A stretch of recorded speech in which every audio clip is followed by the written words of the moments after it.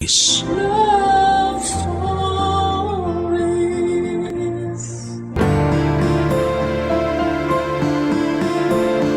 Madalas tayong bumibili ng kung ano-ano para i-treat ang ating sarili. Kung minsan ay parang rewarding na rin sa atin kapag nakakabili tayo ng mga bagay na gusto natin. Ikaw kabarangay, ano ang madalas mong binibili bilang reward para sa sarili mo? Dear Papa Dudut, magandang araw po sa inyo. Ako po si Zane at avid listener po ako ng Barangay LS sa YouTube man at sa Facebook. Nalaman ko po yung tungkol sa email address ng Barangay LS sa Facebook.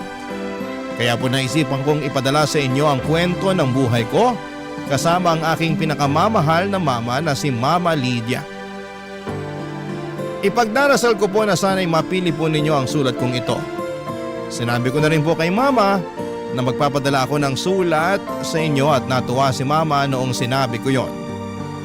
Matagal na po kasi naming pinapangarap na sana'y marinig namin yung kwento ng buhay namin sa radyo. Kaya't sobrang tuwa po namin noong nalaman namin ang tungkol sa email address ng Barangay LS. Si Mama nga po pala ay isang housewife. Pero noong pumanaw po si Papa ay talagang nakita ko kung gaano siya nahirapan. Si Papa po kasi lang ang nagtatrabaho noon para sa amin. At nang mawala siya, doon namin naranasan ang hirap ng buhay. Tandang-tanda ko pa po na may mga pagkakataon na late na ako sa nakakapag-exam sa school kasi hindi pa nababayaran ni Mama ang tuition fee ko. At may mga pagkakataon din na itlog na lang ang kinakain namin dahil kinakapos na kami sa budget. Nang mga panahon na yon, nangungutang na lamang si Mama sa mga kakilala niya para lamang makaraos kami. Pero sa kabila ng lahat ng yon ay nagbago ang aming buhay nang matanggap si Mama bilang isang government employee. Hindi man kami yumaman pero at least ay hindi na kami nahihirapan katulad ng dati. Minsan po ay nararamdaman ko talaga na hindi na nabibili ni Mama ang mga bagay na gusto niyang bilhin. Kasi lahat ng pera niya ay napupunta lamang sa mga gastusin namin sa bahay. Kaya po ipinangako ko sa sarili ko na kapag nakapagtapos ako ng kolehiyo, magtatrabaho ako ng maigi para maibigay ko kay Mama ang lahat ng mga bagay na matagal na niyang pinapangarap. Ang pinakamalaking pangarap ko po talaga para kay Mama ay ang madala ko siya sa mga lugar na matagal na niyang gustong bisitahin.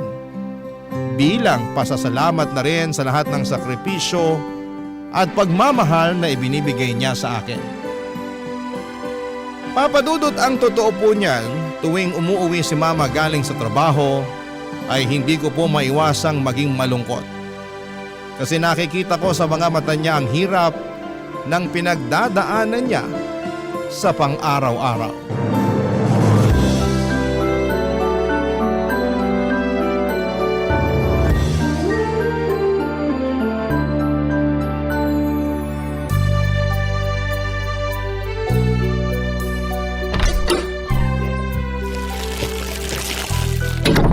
Anak, pasuyo naman oh. Akin na po, Ma. Tulungan ko na po kayo. Ba't ang dami niyo naman yata ang pinamiling groceries? Natanggap ko na kasi yung sahod ko kaya ayan. Pinamili ko na rin dyan yung mga paborito mo. Nga pala, kumusta ka sa school kanina? Okay naman po. Medyo stressful lang kasi ang dami kong projects. Pero wala po akong hindi kakayanin basta para sa inyo. Naku, ang sweet-sweet mo talagang bata ka. Alam mo, ikaw ang dahilan kung bakit patuloy akong lumalaban sa buhay. Ang totoo po niyan, naaawa na po ako sa inyo kasi alam kong matagal nyo nang gustong mag-resign sa trabaho. Pero huwag po kayong mag-alala. Ilang taon na lang po at makakapagtapos na rin ako sa college. At kapag nangyari yun, ako na po bubuhay sa inyo. Promise mo yan ha? Syempre naman! O nga pala, may gusto sana akong ipagtapat sa'yo. Ano po yun? Nagbabalak na akong mag-resign next month. Seryoso? Sigurado na po ba kayo dyan? Oo naman. Ang totoo niyan, matagal ko na tong pinaghandaan. At sapat na rin yung naipon kong pera sa bangko. So ano pong balak niyong gawin? Magnenegosyo tayo. Anong klaseng negosyo naman? Alam mo kasi, noon pa man, pangarap ko na talaga magkaroon ng sariling kainan. Pero syempre, naudlot yun nung ikinasal ako sa papa mo. Pero hindi po magiging madali yan. Paano na lang kung hindi pumatok sa masa yan at malugi lang kayo? Napaka-negative mo talagang bata ka. Paano natin malalaman kung hindi natin susubukan, di ba? Kung sa bagay. Sige, kayo po ang bahala. Pera nyo din naman yung gagamitin nyo dyan. At alam mo ba, na may nakita na ako magandang pwesto kanina. Perfect na perfect yung pwesto na yun para sa plano ko. Nakuha nyo po ba yung contact number? Siyempre, ako pa ba? Bukas na bukas tatawagan ko na rin yung may-ari ng pwesto. Anak, this is it na talaga. Pakiramdam ko ito na yung simula ng pag-unlad natin. 2 taon kong pinaghandaan to. Ang tagal nyo na palang pinaghahandaan yan pero ni minsan hindi nyo man lang binanggit sa akin yung tungkol dyan. Magtatampo na po talaga ako sa inyo. Sus! Nagdrama na naman ang nag-iisang anak ko na ubod ng ganda. Ano ka ba? Huwag ka nang magtampo sa akin kasi para din naman sa'yo to eh. Bakit hindi nyo man lang nabanggit sa akin yung tungkol sa balak nyo na magtayo ng kainan? Eh kasi ayoko mausog yung plano ko.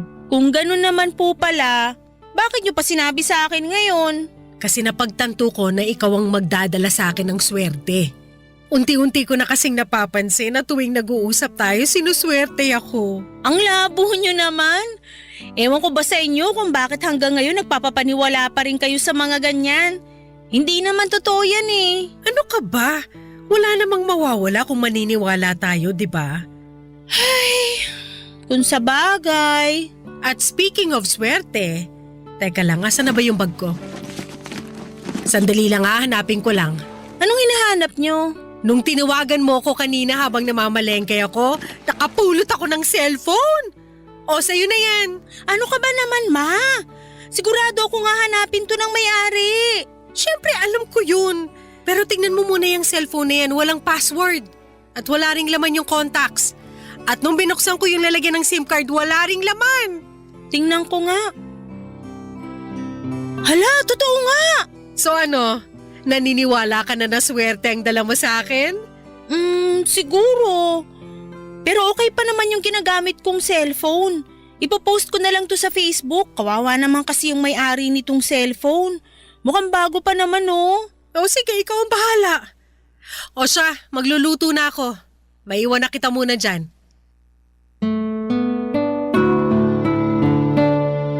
Habang nagluluto si Mama ng gabing yon ay naisipan ko pong i-post sa Facebook yung cellphone na nahanap niya.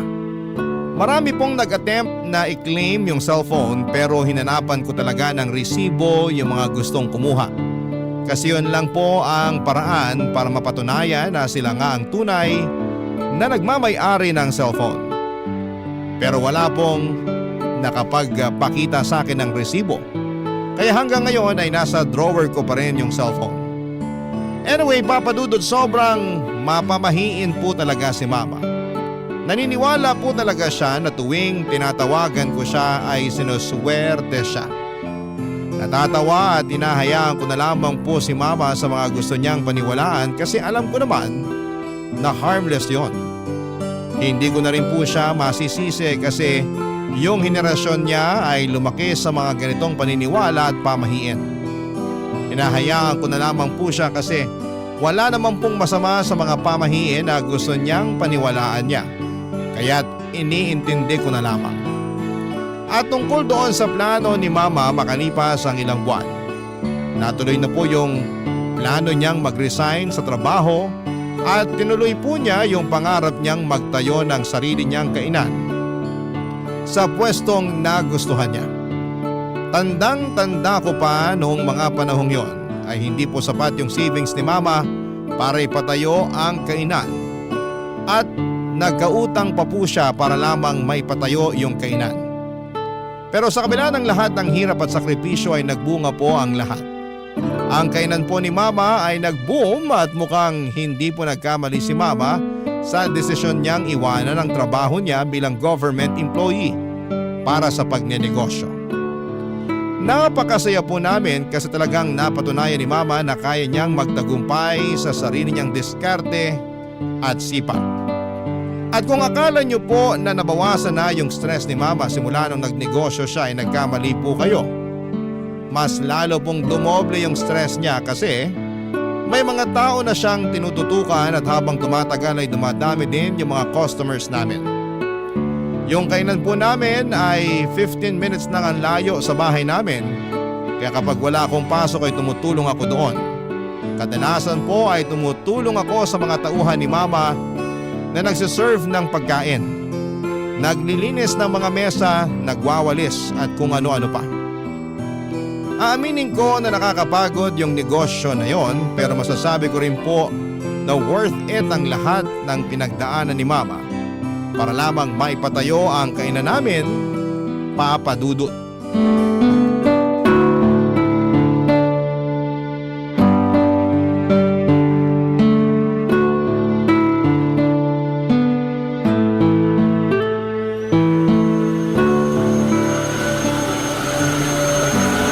Nak! Ma, may sinasabi po kayo? Patayin mo nga muna yung vacuum. Ay, sandali lang. Patayin ko lang to. Pasensya na po, medyo maingay kasi tong vacuum eh. Ano ka ba naman? Ba't ka pa kasi nagba-vacuum dyan? Ipaubaya mo na yan sa mga tauhan natin. Hayaan nyo na po ako.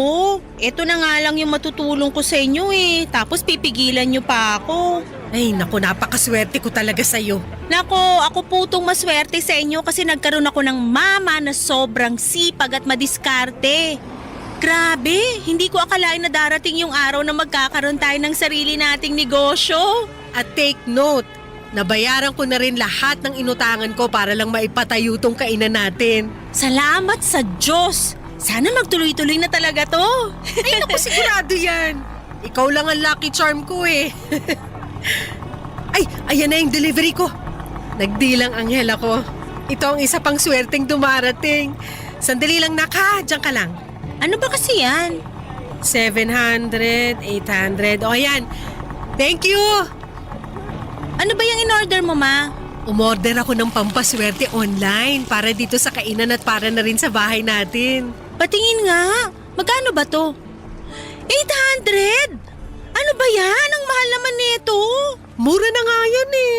Alam kong malaki na po yung kinikita nyo ngayon dito sa kainan. Pero magdahan-dahan naman po kayo sa paggastos. Uy, alam mo ba na galing pa to ng China? Sa tingin mo, bakit sinuswerte yung mga Chinese pagdating sa negosyo? Nang dahil dito. Ang dami kong nabasa online na effective daw to. O ito, iuwi mo yan sa bahay at isabit mo yung mga yan sa sala natin, ha? Para mas lalo tayong swertehin. Tingnan nyo nga to, oh. Mukhang mumurahin. Mukhang na-scam po kayo eh. Ano ka ba? Hindi scam yan. At gaya nga ng sabi ko sa'yo noon, wala namang mawawala kung susubukan natin, di ba? May nawala po sa inyo. Nawala po yung 800 pesos na pinambayad nyo sa walang kwentang pampaswerte na to. Ang bilis nyo naman magpaloko. Nga pala, hindi naman po kayo nag-online shopping dati ah. Sigurado ako na may nagturo sa inyo kung paano mag-online shopping. Oo, tinuruan ako ng isang tauhan natin dito sa kainan. At isa pa, ayusin mo yung tono ng pananalita mo sa akin, ha? Hindi ko na nagugustuhan yung tabas ng dila mo. Pasensya na po kayo. Yung sa akin lang naman, sana wag niyo naman sayangin yung pera niyo sa mga walang kwentang bagay. Kaya dumadami yung mga manloloko kasi dumadami na rin yung mga nagpapaloko tulad niyo. Kung makapagsalita ka, akala mo ang laki-laki ng ambag mo sa pagpapatayo ko nitong kainan. Hoy Zane, ipapaalala ko lang sa'yo na tinaguyod kita ng mag-isa. Tapos ngayon pagsasalitaan mo pa ako ng ganyan?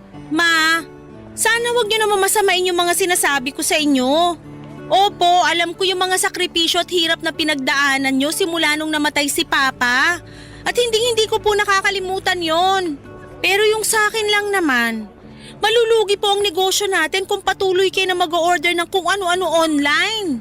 Ilang taon ako nagpakapagod sa trabaho. Ni halos wala na nga ako nabili para sa sarili ko kasi yung perang kinikita ko ay napupunta lang sa lahat ng mga gastusin natin.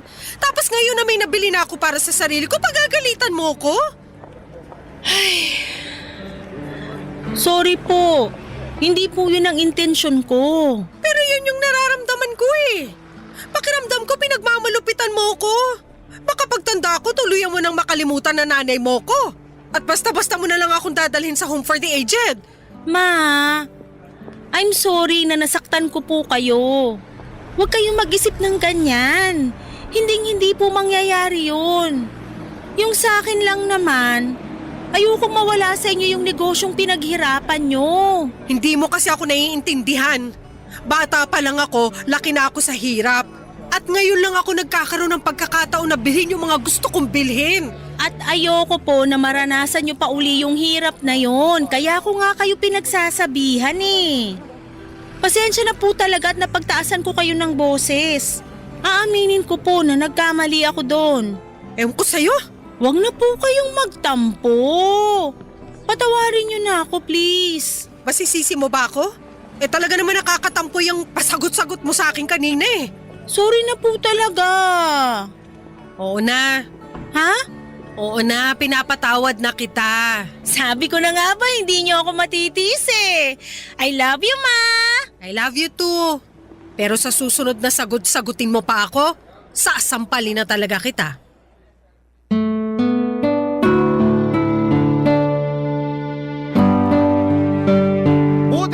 Talaga at nagkabati kami kaagad ni Mama noong araw na yon, pero Papa Dudut siguro naman ay naiintindihan ninyo kung saan ako nang gagaling, hindi ba?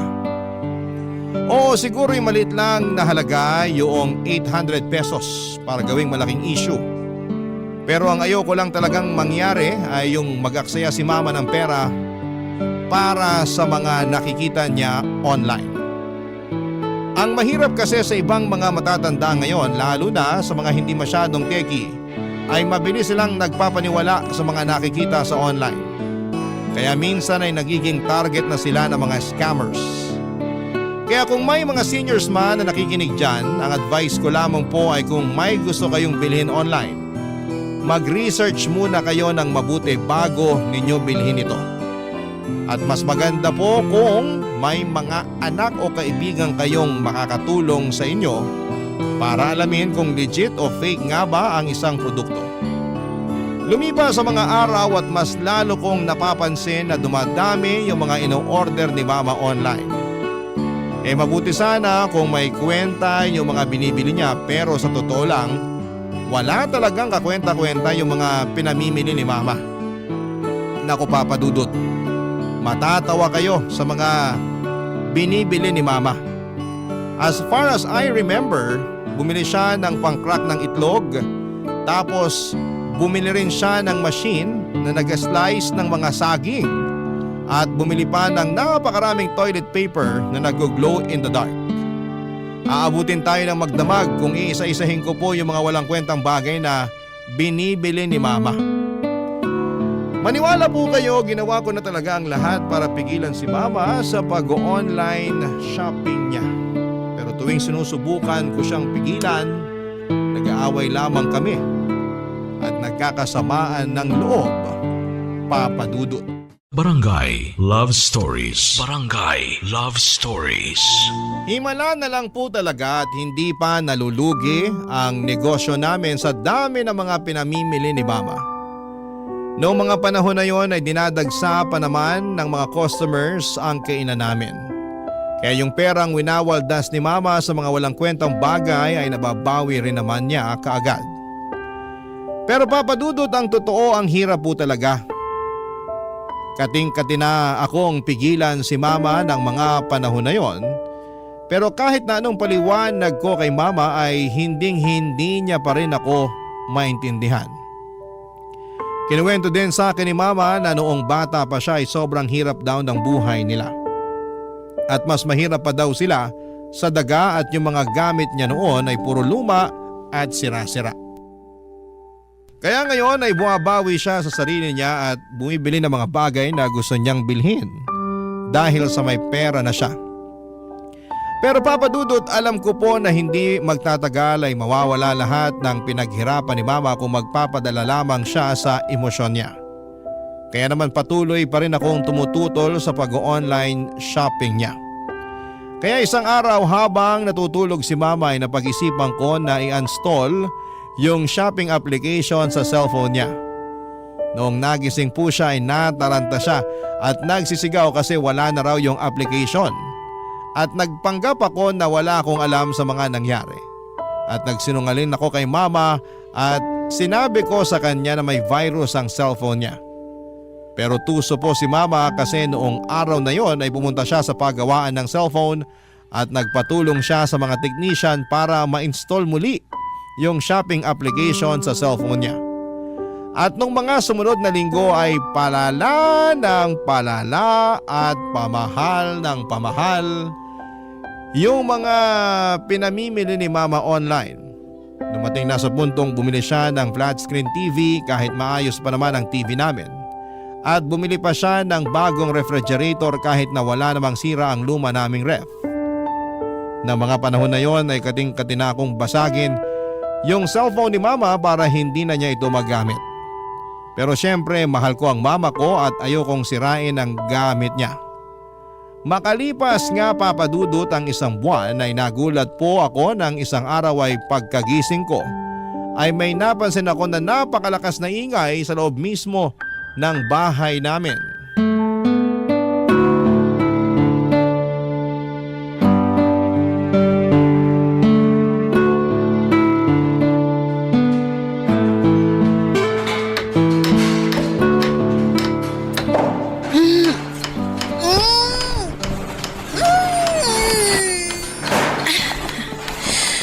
Ano ba naman yan? Ang ingay!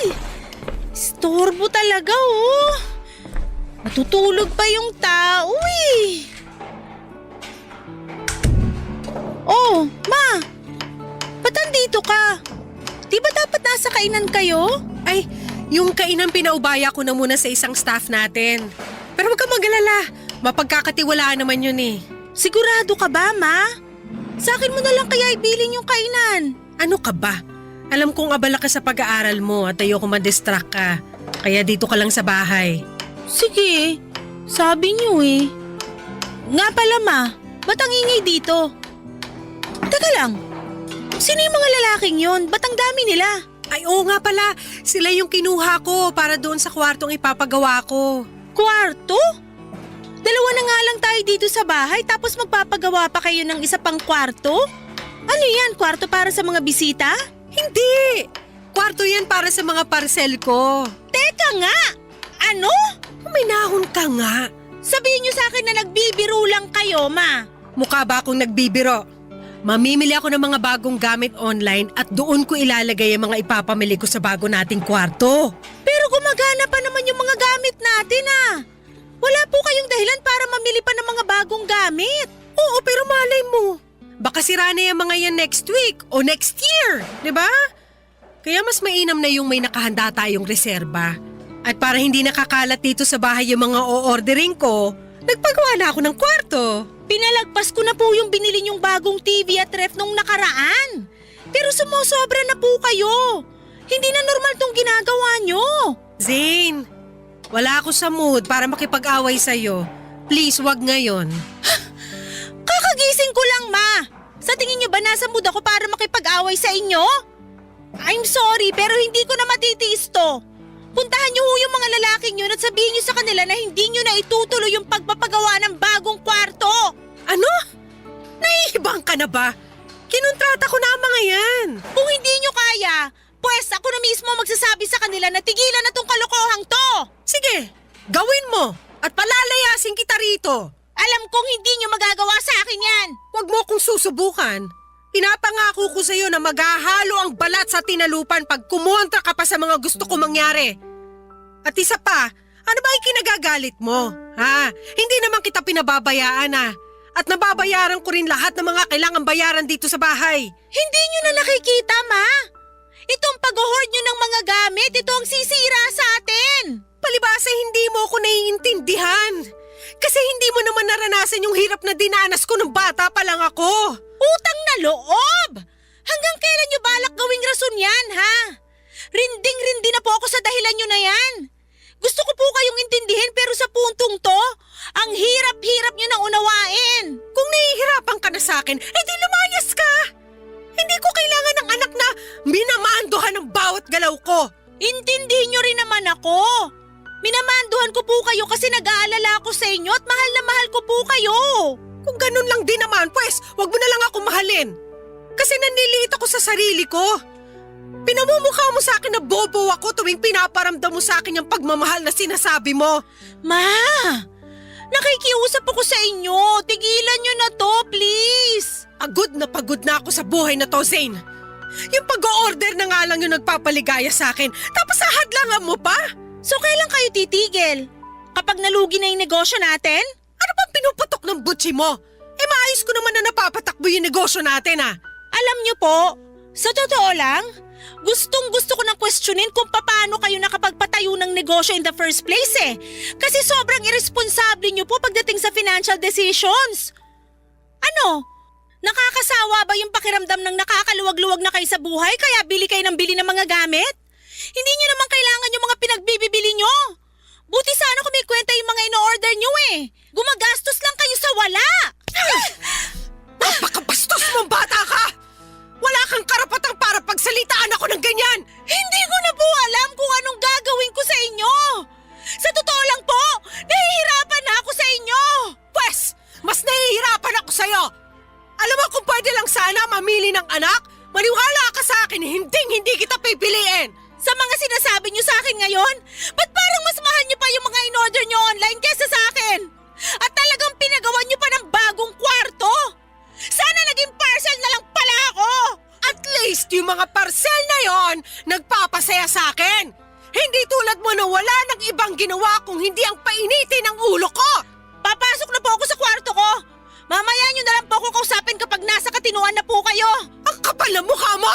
Sana hindi na lang kita ipinanganak! Napakawalang niya mo!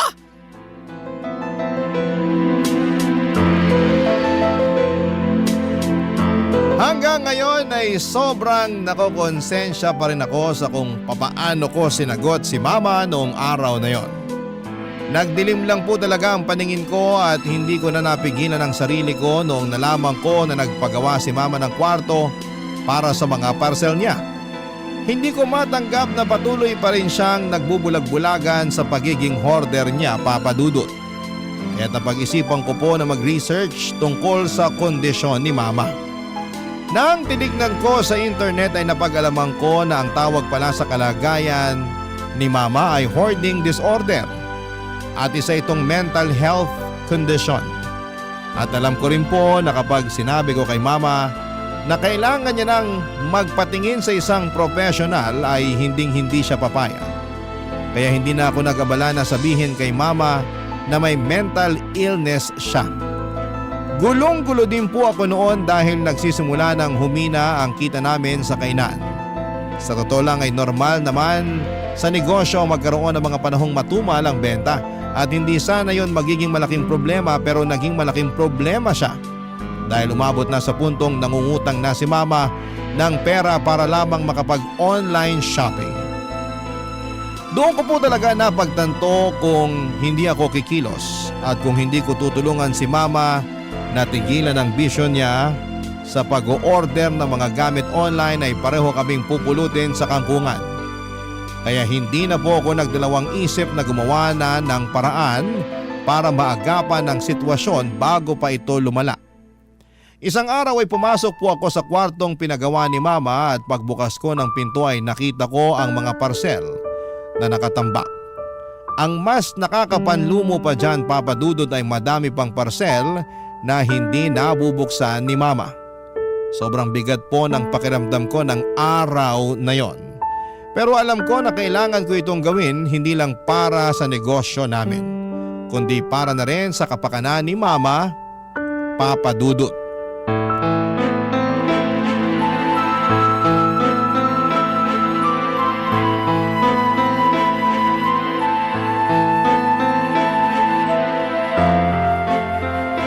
Zane! Hoy! Ano yung ginagawa mo? Bakit mo kinukunan ng letrato yung mga parcel ko dito sa kwarto? Ha? At bakit mo naman binuksan tong parcel ko? Ma, I'm sorry pero kailangan na nating ibenta tong mga to. Ano? Hindi! Hindi ako makakapayag! Alam mo, ikaw masyado ka na nangingialam sa mga gamit ko. Bakit? Ni minsan ba pinakialaman ko yung mga gamit mo? Ha? Unti-unti nang dumadami yung mga pinagkakautangan nyo dahil sa bisyo nyo. Kaya habang maaga pa, agapan na natin to. Ibebenta ko itong mga parcel nyo at babayaran ko lahat ng mga pinagkakautangan nyo para matapos itong problema na to. Tumigil ka nga! Oo, aminin ko may mga pinagkakautangan ako dahil matumal yung benta ng kainan ngayon. Pero makakabangon din tayo. Kapag dumami na ulit yung mga customers natin, mababayaran ko rin lahat ng utang ko. Maniwala ka! Marami kayong pinagkakautangan hindi dahil matumal yung benta ng kainan. Kung hindi dahil dyan sa bisyo nyo sa pag-online shopping. Paano kung matatagalan pa bago makabangon yung kainan, ha? Ano, aantayin nyo pa ba na tamaan kayo ng kidlat bago nyo maisipang magdasal? Hindi na! Ako na mismo ang puputol sa bisyo nyo. Ipopost ko na to at ibebenta natin lahat ng mga gamit dito sa ayaw at sa gusto nyo. Hindi ko hahayaang basta-basta na lang na ibebenta ang mga gamit ko. Wala kang karapatang magdesisyon para sa akin. Naman! Ito na yung pagkakataon para mabayaran mo na lahat ng mga utang mo. At isa pa, masisira lang po itong mga in-order nyo kasi hindi nyo naman ginagamit eh. Yung iba nga dito ay hindi nyo pa nabubuksan. Hindi mo ko naiintindihan, Zane. Hindi mo lubos na naiintindihan kung bakit ginagawa ko lahat ng to. Ano na naman yung idadahilan nyo? Yung lumaki kayo na mas mahirap pa sa daga kaya bumibili ng kung ano-ano para makabawi kayo sa sarili nyo? Huwag na! Ilang beses ko na pong narinig yan. Nung namatay yung papa mo, ang laki ng puwang na iniwan niya sa buhay natin. Ni hindi nga ako nagkaroon ng pagkakataon man lang para pagluksaan yung pagkamatay niya. Kasi kinailangan kitang alagaan. Kinailangan ko mag-isip ng paraan kung paano kita bubuhayin na mag-isa. At nang dahil doon, hindi na ako nagkaroon ng pagkakataon para isipin ko man lang yung sarili ko. Tapos ngayon ay pagkakait mo sa akin, yung pagkakataon na unahin ko naman ang sarili ko. Hindi ko akalain na darating yung araw na ipagdadamot ng sarili kong anak. Yung pagkakataon na maging masaya ako. Ma, sobrang unfair nyo naman po. Alam nyo naman kung gaano ko kayo kamahal, di ba? Oo, pero nak, pakiusap, wag mo nang ibenta to mga gamit ko.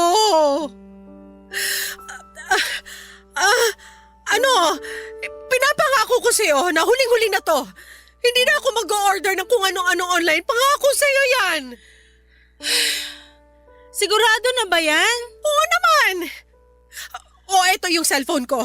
Gawin mo na kung anong gusto mong gawin dyan. Maniwala kayo sa akin. Para sa inyo rin tong gagawin ko. Bakit? Anong balak mong gawin? I-delete ko na po yung account nyo kung saan kayo namimili ng mga gamit. Ha? Sobra naman ata yan, nak. Dapat nga matagal ko nang ginawa to eh.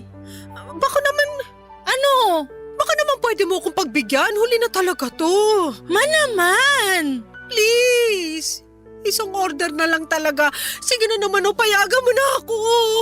I'm sorry po, pero hindi pwede. O ayan, na-delete ko na rin yung account nyo sa wakas. Eto na po yung cellphone nyo. Nakakapanghinayang naman. Tingnan nyo nga itong mga gamit nyo sa kwarto na to. Kung may dapat man kayong panghinayangan, yun eh yung pera na nasayang sa kaka-online shopping nyo. Oo na, sige na. O ba't kanya ka makatitig sa akin? Ma, wag na wag po kayong magkakamali na gumawa ng bagong account. Sinoli ko po sa inyo yung cellphone nyo. Wag nyo naman sanang sirain yung tiwalang binibigay ko sa inyo. Oo na. Pangako hindi na ako gagawa ng account. At parang awa nyo na. Sana bayaran nyo na po yung mga pinagkakautangan nyo kapag nakaluwag-luwag na kayo. Huwag ka mag-alala, ako nang bahala dyan. Sigurado naman ako na makakabangon din yung kainan eh. Sana nga talaga. Pero di bale, ang mahalaga ngayon hindi na uli kayo makakapag-order ng kung ano-ano online. Nga po pala, siguro mas makakabuti kung gawin na lang nating guest room tong kwarto na to. Sayang naman po kung gagawin nyo lang tong bodega, di ba? Pero gusto kong nakikita yung mga pinamili ko sa kwarto na to. Ma, sana wag niyo masamain tong sasabihin ko sa inyo, ha? Ay, ayaw ko na sanang sabihin to eh. Pero mukhang wala na akong choice. Bakit? Ano ba yun? Yung pag-hoard nyo kasi ng gamit. Sa tingin ko hindi na normal yon. At pakiramdam ko makakatulong kung pupunta tayo sa doktor. Hoy Zane! Namimili ako ng mga kung ano-ano pero hindi ako baliw! Kalimutan nyo na lang po yung sinabi ko. Baka kung saan pa mapunta tong usapan na to. Tulad ng inaasahan ko ay nagalit si mama noong sinabi ko sa kanya na isang mental illness ang pag-hoarding ng gamit. Pero makalipas ang ilang araw ay napansin ko na palagi nang nakatutok si mama sa negosyo namin. Pero tuwing nasa bahay siya ay napapansin ko rin na parang hindi siya mapakali, Papa Dudut. Minsan ay nakikita ko sa mga mata at kilos niya na miss na niya yung pag-online shopping. Naiintindihan ko naman si mama at medyo nakukonsensya din po ako na dinilit ko yung account niya sa shopping app. Kasi alam ko kung gaano siya kasaya kapag nakakapamili siya ng mga gamit niya. Pero alam ko rin naman na ginawa ko yon para sa ikabubuti niya. At para naman hindi na ma-bored si mama sa bahay ay hinikayat ko na lamang siyang lumabas-labas kasamang mga kaibigan niya.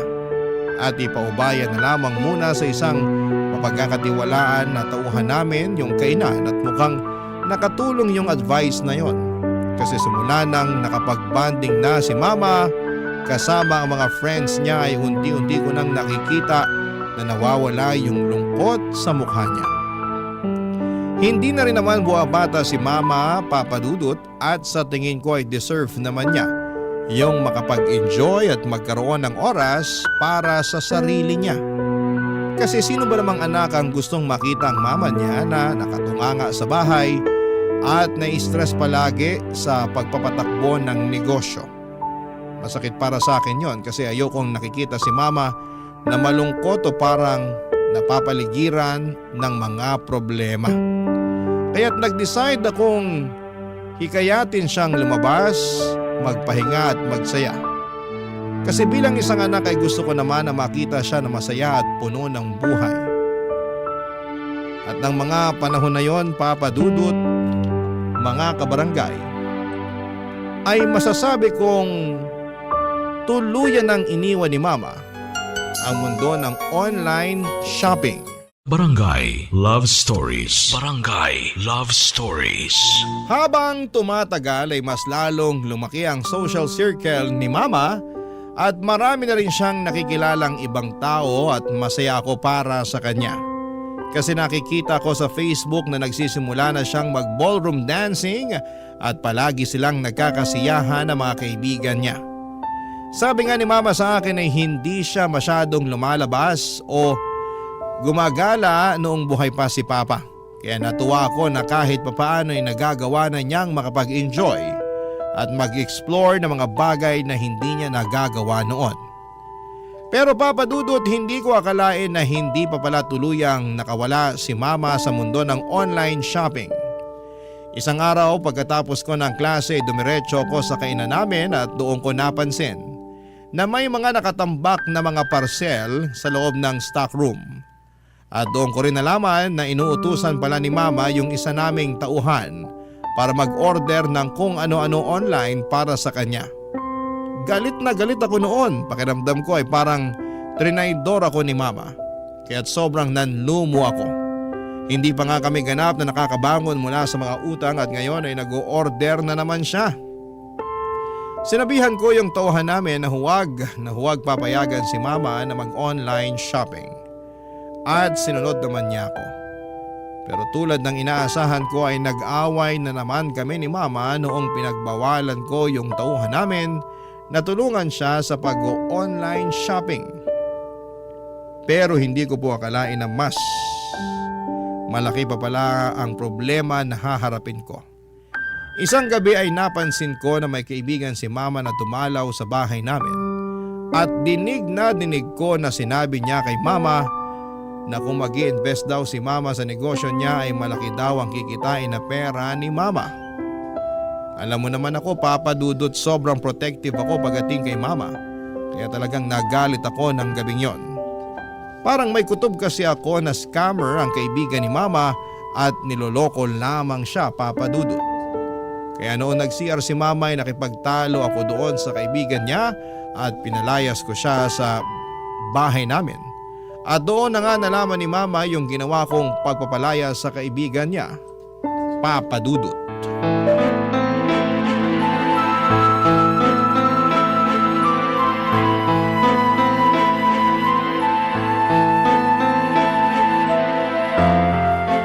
Zane! Asan na yung Yung kaibigan niyo po na inaalo kayo mag-invest sa negosyo niya? Pinalayas ko na. Ano? Bakit mo naman ginawa yun? Hindi pa ba malinaw sa inyo na niloloko lang kayo nung tao na yon? Manaman, tama na. Hindi nyo na nga tinigilan yung pag-online shopping tapos ngayon magpapaloko na naman kayo? Kailan po ba kayo matatauhan? Yung taong tinatawag mo manloloko, yung taong pinalayas mo, kaibigan ko yun! Napakawalang modo mo!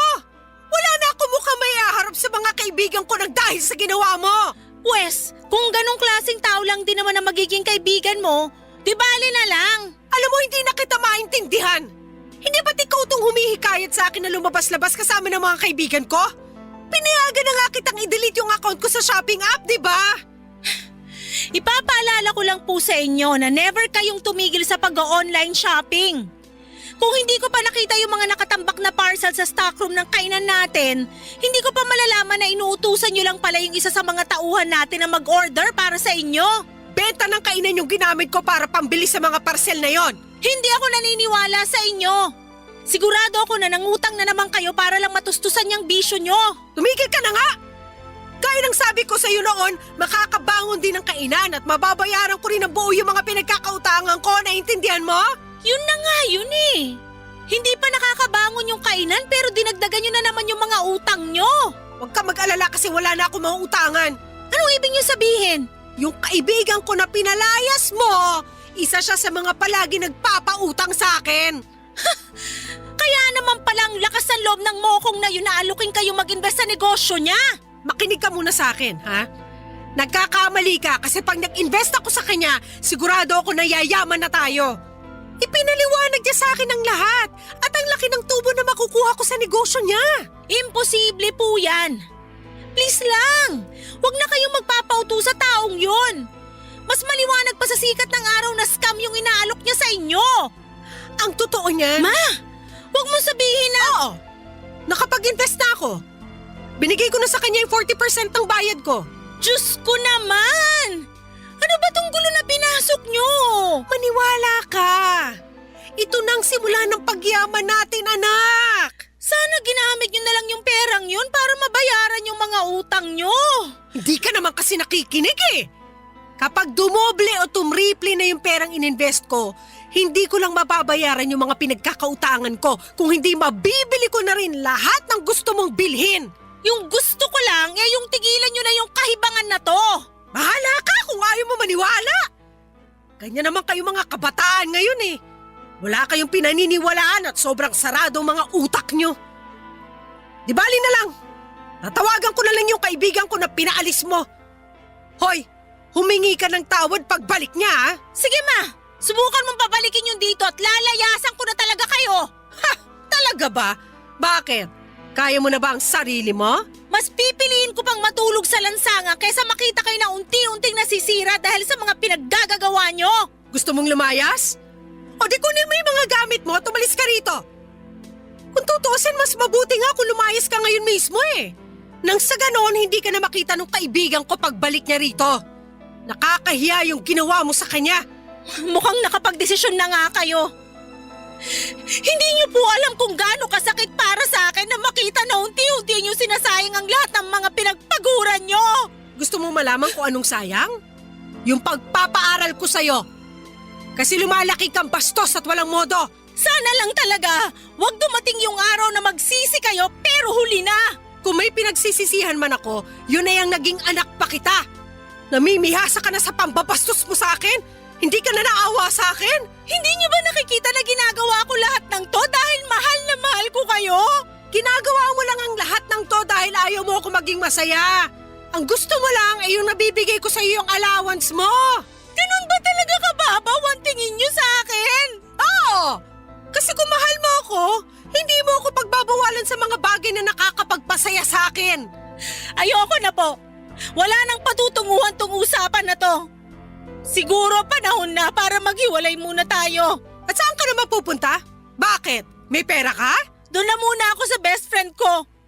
I'm sorry, pero aalis na ako. Tatawagan ko na lang po kayo. Nang gabing yon ay umalis ako sa bahay namin at dumiretso na ako sa bahay ng best friend ko. Yun na ata yung pinakamahirap at pinakamasakit na desisyon na nagawa ko. Yung iwanan si mama, pero ang sakit din na kababae kong tao ay hinayaan lamang ako ng nanay ko na umalis at iwanan siya. Hindi man lang niya ako inalo. Pakiramdam ko na mga oras na yon ay okay lang sa nanay ko na may mangyari sa akin na kung ano. Hindi ko na talaga alam kung ano ang gagawin ko sa kanya ng mga panahon na yon. At naisip ko na baka kung magpapakalayo-layo ako ay matatauhan si mama at baka tigilan na niya ang mga hindi tamang ginagawa niya.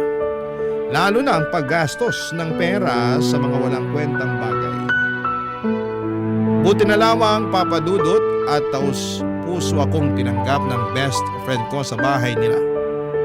Dumaan ang mga araw na nanghihiram na lamang ako ng pera sa kaibigan ko na yon para may pangbaon ako. Mabuti na lamang at hindi pa due yung tuition ko noon kasi kung hindi baka hindi ko napanindigan yung desisyon kong layasan si mama. At kahit wala na ako sa bahay namin ay patuloy pa rin akong nagte-text at tumatawag kay mama. Pero hindi siya sumasagot at palagi niyang pinapatay ang tawag ko. Okay lang sa akin yon kasi at least alam ko na ligtas si mama at wala akong dapat na ipag-alala. Kasi napapatay niya pa yung mga tawag ko. Pero syempre kahit na gano'n ay hindi ko pa rin maiwasang mag-alala. Minsan ay gusto ko nang umuwi pero pinipigilan ko ang sarili ko. Sabi ko sa sarili ko ay hindi ako uuwi hanggat hindi nagbabago si mama. At tuwing wala akong pasok ay dumadaan na lamang ako sa kainan namin at doon ako nagtatanong sa mga tauhan namin tungkol kay mama. Ang sabi nila ay okay naman daw si mama at wala naman daw akong dapat na ipag-alala. Pero isang araw ay tinawagan ako ni mama at pinapauwi na niya ako. Kaya nagpasalamat ako sa best friend ko na pinatuloy niya ako sa bahay nila. At nung umuwi na ako sa bahay namin ay doon ko nalaman ang tunay na kalagayan ni mama, Papa Dudut.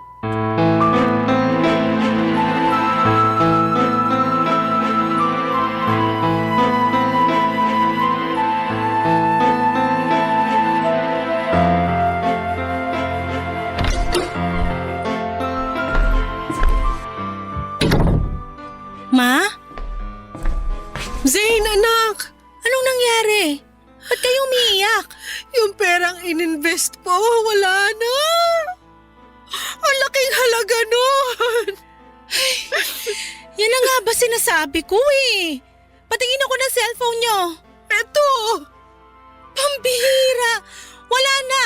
Binlock na kayo nung mokong na yon.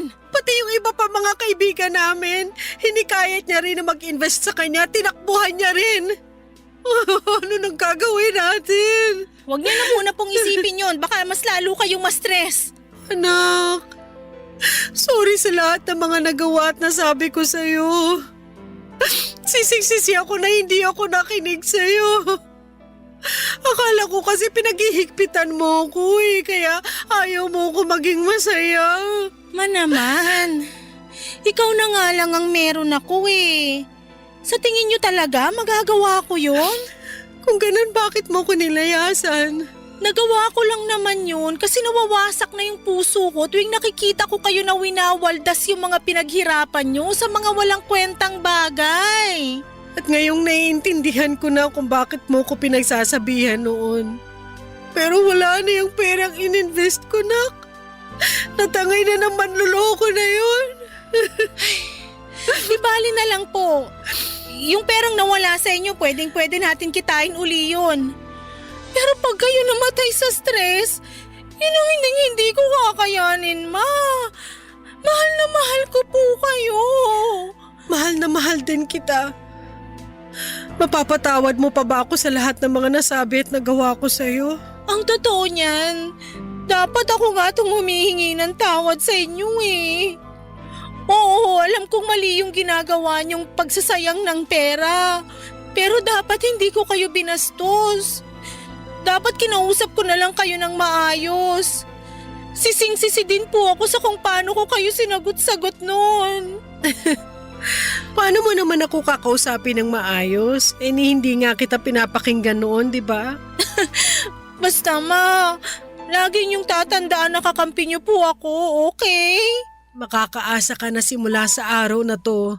Magtitiwala na ako sa'yo. Mabuti naman po kung ganun. Narinig ko nga din pala sa mga tauhan natin na pumunta ka raw sa kainan para itanong sa kanila yung tungkol sa lagay ko.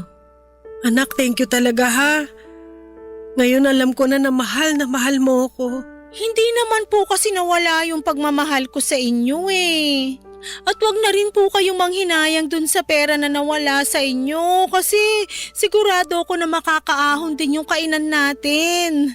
Ay nako, panigurado yan kasi hindi ko nasasayangin ang pera natin sa mga walang kwentang bagay. Pangako po yan? Oo, pangako. Paano kung binobola nyo lang pala ako? O eto, kunin mo tong cellphone ko, itapon mo na rin yan. Ayan na naman kayo eh. Nako, sigurado ako na ipapadaan nyo na naman sa mga tauhan natin yung pag-order nyo online. Ay nako, hindi na. Alam mo hanggang ngayon, sinisingil pa rin ako ng mga pinagkakautangan ko. At narealize ko rin na ayoko na ng ganong klaseng buhay. Di bali nang hindi tayo mayaman, basta wala tayong utang. Alam nyo ma, proud na proud ako sa inyo. Ay, nga pala, Ano po yon? pumapayag na ako na dalhin mo ko sa psychiatrist. Seryoso po kayo? Oo naman. Ma, may lagnat po ba kayo? Pinaprank nyo lang yata ako eh. Loko-loko ka talagang bata ka. Aaminin ko na hanggang ngayon gustong-gusto ko pa rin mag-online shopping. At alam ko na hindi mawawala tong kagustuhan ko mag-online shopping kung hindi ako hihingi ng tulong. Nananaginip ba ako? Oh, ayan. Ay ma, makakurot naman. Buo na ang desisyon ko na magpatingin sa psychiatrist. Basta sasamahan mo ko ha. Oo naman po, walang problema yan. Alam mo ba, nung nawala ka, narealize ko rin na ang lungkot pala ng buhay ko. Hindi ko kakayanin kung wala ka. Kaya wag mo na akong iiwan ha. I'm sorry po kung nagawa ko yun. Promise ko po sa inyo na hindi na mauulit yon. I love you anak. I love you too, ma. Payakap naman ako.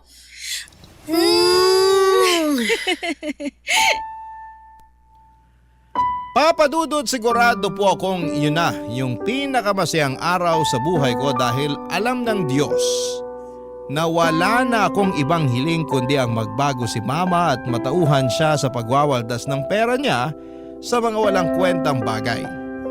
Aaminin ko rin po na may halong panghihinayang ako doon sa perang na-scam kay mama. Pero hinayaan na lang namin yon kasi ayaw ko nang ma-stress si mama at karma na lamang ang bahala doon sa manloloko niyang kaibigan. Iniisip ko na lamang na at least ay natauhan na si mama pagkatapos niyang ma-scam. At ngayon po ay okay na kami ni mama at unti-unti nang nakakabangon ang kainan namin. Mas nagiging maingat na si mama sa paggastos at sa tulong ng psychiatrist, mas naintindihan na ni mama kung bakit siya nag-hoard ng mga gamit at natutunan na niya kung paano iwasan at kontrolin ang nararamdaman niya. Lalo na yung hilig niya sa pag-online shopping. At dahil na rin sa tulong ng psychiatrist ay tuluyan ang iniwanan ni mama ang mundo ng online shopping. At abala na si mama ngayon sa pagbayad doon sa mga pinagkakautangan niya. Proud na proud po talaga ako sa character development ni mama. At pinangako ko rin sa sarili ko na kapag nakapagtapos na ako ng pag-aaral, magfo-focus ako sa kainan namin at sisikapin ko na mapalago ito ng maayos. Nga po pala papadudot, lilinawin ko lang. Hindi ko po sinasabi na masama yung pag-online shopping ha, pero gaya nga noong narinig kong quote too much of everything is bad. Kaya para sa mga kabarangay ko na nakakaranas ng pinagdaanan ni Mama, ang advice ko lamang po, kung napapansin ninyo na parang nag-hoard na kayo ng gamit, seryosohin nyo po ito. Hindi po ito simpleng hobby lang ha, kundi isang seryosong kondisyon na pwedeng makaapekto sa mental health and financial situation ninyo. At palagi po nating tatandaan na hindi sa dami ng gamit na susukat ang kaligayahan ha, kundi sa peace of mind at mga tamang desisyon sa buhay. Papa Dudut, maraming salamat po at sana po'y mabasa at mapili po ninyo ang kwento ng buhay ko. God bless and more power sa Barangay LS. Ang inyong kapuso at kabarangay forever, Zane. Anong say mo sa Barangay Love Stories na ito? Pagkwentuhan natin sa comment section yan.